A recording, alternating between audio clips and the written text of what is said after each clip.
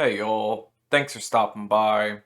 So every Saturday, I like to take a game from my Steam library and play it from start to finish. And this Saturday's game was Warhammer 40k Space Marine. It was released in 2001 by THQ Relic Entertainment. And they mostly make RTS sort of games, real-time strategy stuff. They do stick to the Warhammer franchise. I know a lot of people like their Company of Heroes games. This one is a third person shooter, sort of hack and slash kind of game.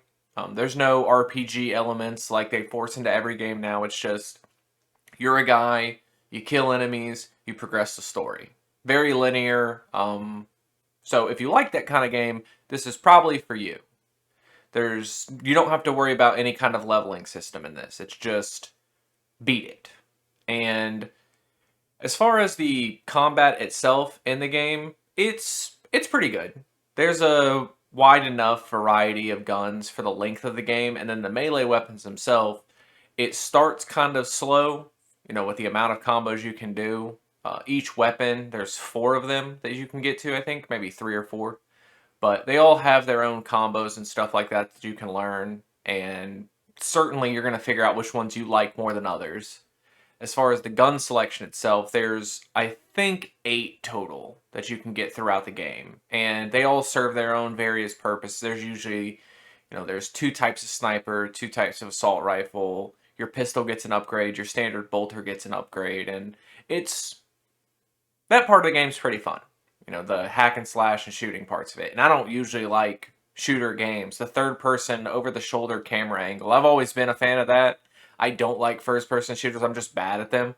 But the third person kind of gives me I like that viewpoint better, I guess. Now, as far as the rest of the game, the story is fine. I don't know too much about Warhammer just outside of the stuff I've picked up in little videos and talking with my coworker. If you don't know anything at all, there's gonna be a lot of words that you don't understand. You're probably gonna, if you're really interested in learning more, this is probably a good medium for you to pick up and start with. Just, you're gonna want to keep like a wiki open in case there's some words you don't understand if you really want to know what they're talking about. But it's not necessary to enjoy the gameplay that you're gonna experience. With all that being said, though, I had the anniversary edition of this game. Remember, this came out in 2011. There's some serious game-breaking bugs that you're going to experience. Well, potentially. I don't know what system or whatever you're going to run it on if you decide to play it, but there are a couple of portions where the game will just crash.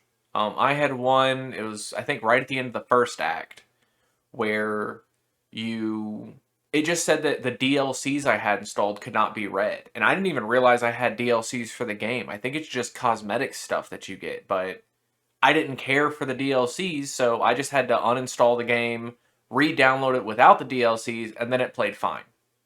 And then there's another portion, I want to say it's in the third act, maybe the fourth act, but you're in this Valkyrie, just a plane sort of deal, and once you complete this portion, you land on the ground and it sort of seamlessly puts you into the ground portion, and the game just crashed. That one was easy enough to fix. I just had to close down everything that was running in the background and redo that portion, and it worked fine after that. But it's still like, this game is over a decade old. I have the anniversary edition. How did this stuff not get fixed?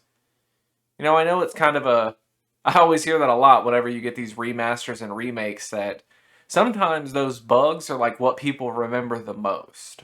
But those kind of bugs that should get left in are the stuff like, like a big head mode, or, like a glitch that jumps you to the end of the match or something like that. But nothing that's going to break the game for you, that makes it so you can't finish it.